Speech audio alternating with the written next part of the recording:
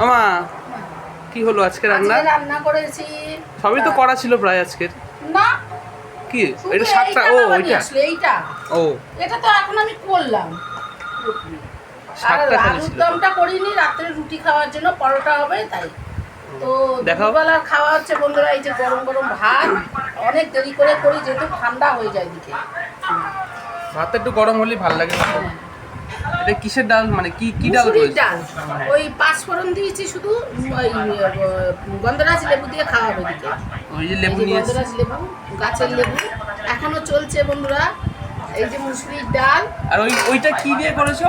এটা খালি পেঁয়াজ আর টমেটো তেলের মধ্যে ফেলে আলুটাকে একটু নাড়া দিয়ে লঙ্কা একটা বাটা মাছের দিয়ে, মাথা হাফ ছিল। ওই ওই তরকারি ছিল ওর মধ্যে মিশিয়ে আচ্ছা। এরকম করে নিয়েছি। আর এর তলায় কি আছে?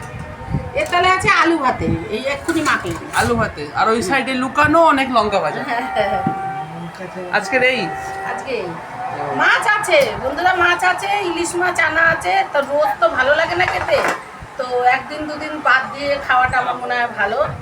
আজকে বাদ দিলাম, কালকে যদি মনে হয় করবো, না হলে ডিম করবো। এই হচ্ছে হ্যাঁ আজকে। একবারে খাওয়ার কোনো প্রয়োজন হ্যাঁ, নেই। এনে রেখেছি কারণ সবসময় যাওয়া যায় না বাজারে, ওই জন্য এনে রেখে দিয়েছি। ঠিক